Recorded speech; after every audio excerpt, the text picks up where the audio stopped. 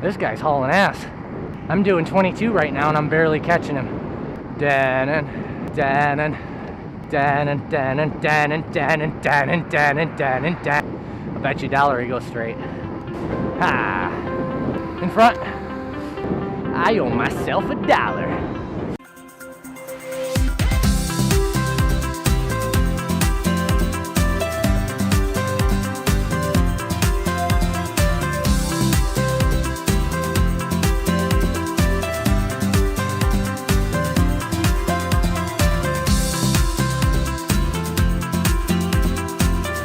Hello, hello, hello, hello. It is a gorgeous 51 degrees outside. I have been outside for 10 minutes and I am already chilled to the bone. Today was a long time coming. A whole weekend of rain. Then Monday I was kind of sick, which brings us to this chilly Tuesday that I probably should be wearing a jacket for, but settled on arm warmers. I got started a little late tonight, so unfortunately this is not going to be a long ride. Probably no more than an hour and a half tops, 17 to 25 miles. But even though it's super chilly today, it feels good to be back on the bike. It always feels good to be back on the bike after a few days off. Get the blood pumping again. Get the wind through your hair. If you had hair. But anyway, let's see. What have I been up to? Other than producing these videos. This weekend I did a little shopping. Did a little gaming. My closest friends pretty much all live all along the eastern coast. So our weekend evenings are usually our game and shoot the crap time. Sunday was a lot of the same. Didn't get out and do much of anything because of the rain. So, pretty uneventful weekend. Yesterday I went to the doctor's with a sinus infection. The crazy allergies that I've been having for the last week turned into a sinus infection. And I probably shouldn't be on the bike right now, but whatever. But anyway, I wanted to take a little bit of the time of the vlog today to talk about a very interesting event that I saw happen this morning. Ooh, there's a lot of people in here right now. Anyway, this morning I woke up to a Twitter post from Chris Froome. Now, if you don't know who Chris Froome is, which I wouldn't necessarily expect you to if you are not big into cycling, Chris Froome is a professional cyclist that has won 3 of the last 4 Tour de France's. He won in 2013, and then he won back-to-back 2015 and 2016. So, in the cycling world, he's a pretty big deal. Anyway, he tweeted this post that I'm about to show you right now. This morning, during Chris Froome's morning ride, he was rear-ended by an impatient motorist. Thankfully, he's not hurt, but it totaled his bike. Now, I also want to point out the use of the word pavement in this tweet by critiquing the fact that he is in Europe, and in Europe, pavement means sidewalk. So not only was he rear-ended by an impatient driver, knocked off his bike, with his bike being completely destroyed, this all happened on the sidewalk. Now, from some of the details that I've read, he was riding on the road at first, which he's a professional cyclist. He should be riding on the road. Anybody who's really serious into road bikes know that a sidewalk is not a place for you to be on a bike where you can go 20 miles an hour plus. It's just safer to be on the road. Now, not only did I read this post and that fired me up, I made the stupid mistake of then going and reading the comments on the post. Gotta make it right. Oh, I'm gonna be waiting for this one.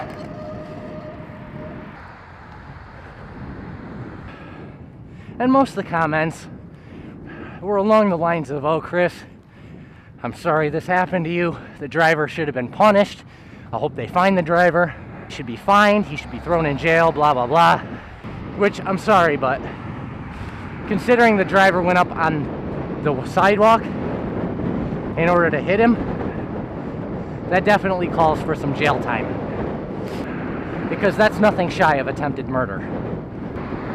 But then you get to the comments that say things like, "Stupid cyclist shouldn't have been on the road. Serves him right. Bikes don't belong on the road. Stay in the mountains where you belong. Bikes are too slow for the road. You deserve to get run over," etc., etc. That's where I lose it, man. Now, I refrained from posting this time. Usually I don't. Usually I'm really bad about that. But this time I did. And you might be thinking to yourself, well, it's the internet. People say dumb things on the internet because they can get away with it. Yes and no. Well, I'm sure some of the comments were just people being foolish and stupid. Regardless of how not funny being hit by a car is, there are people in this world that truly believe some of those things that come out of their mouth. They want nothing more than to see a cyclist run over. They want nothing more to see them all off the road, all the bikes burned, destroyed, whatever. They want to see cyclists get injured. They want to scare cyclists into not riding on the road anymore by honking at them, passing them really close at really high speeds, and it's just stupid.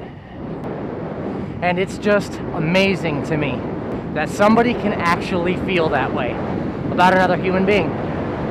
But this guy, he runs Froome over, destroys his bike, which is not a cheap bike, mind you. We're talking thousands of dollars invested into this bike. And he's a pro, it's mostly taken care of, whatever. But had he not been a pro, had he not had a sponsorship which will supply him bikes, that's a pretty expensive accident that somebody just caused for no reason other than to be a dick. So now, I want to talk a little bit about bike positioning on the road and why our slow little butts are in front of your cars, slowing you down. How you doing? That was Crooksy. We haven't seen him yet on the vlog. Soon though. I don't know when they pave this. Well, holy heaven on a landfill. This is beautiful. And it feels great. Okay, so why do we position ourselves on the road where we position ourselves? I'm not even going to get into the conversation of why bikes are on the road. Listen, road biking is a big thing. It's been a big thing for... You're going to see bicycles on the road. It's going to happen. It's never going to stop. Laws will not be passed to get rid of them. It will never happen. So my first pearl of wisdom, to quote one of my coaches from high school days, is to just get used to it. Get used to respecting the cyclists that are on the road. Get used to giving them their space. Get used to carefully and safely overpassing them. And get used to some being idiots. Because coming from a cyclist, there are just as many idiot cyclists out there as there are idiot drivers. So, why do we position ourselves the way we do?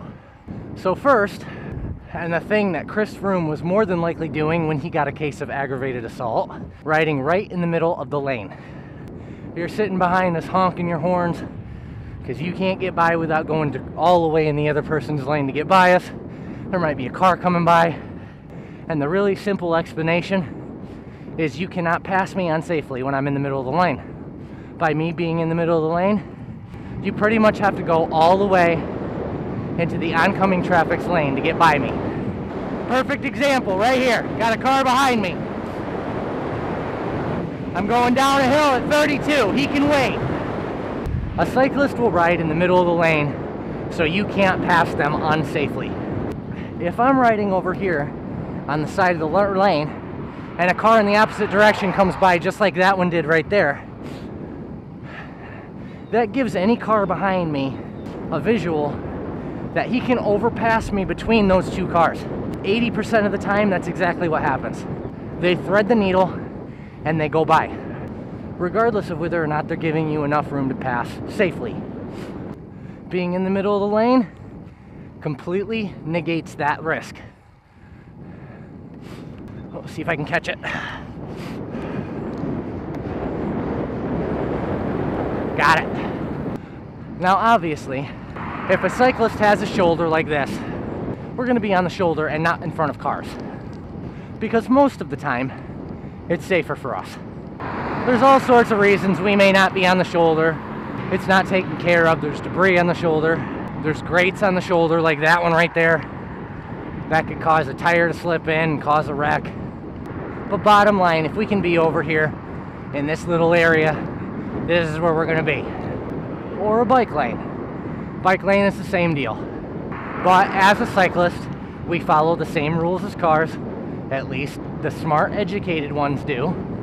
Meaning if we have to make a left-hand turn and there's a specific lane for a left-hand turn, we're going to take that lane because it makes us predictable as to what we're going to do next.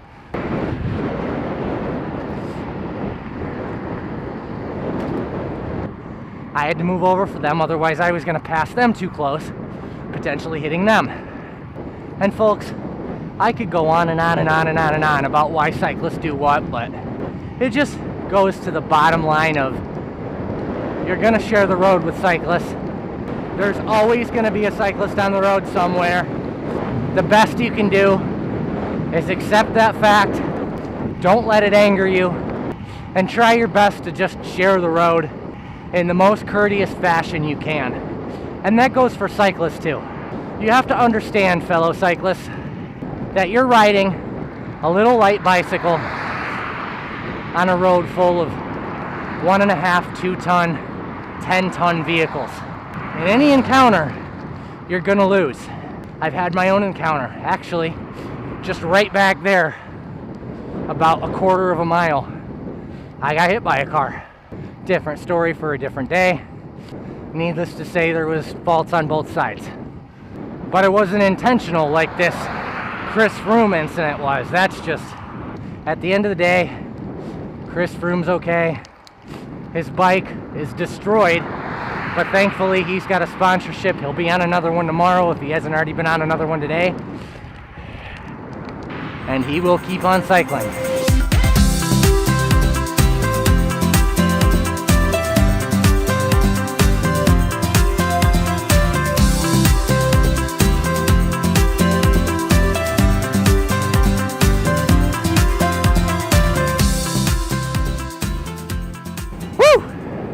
Might be the fastest I've ever taken that hill. Yes, cycling can be very dangerous, but so can 90% of the sports out there. And my Garmin is saying 48.9 now. It is getting colder, and I can feel it. And I'm still squeaking. Oh man, still need that wash. Oh, and it's cool down time. We got 20.5 miles in. It'll be about 22 by the time I get home. And I feel like I could have gone another 20 today, but running out of light.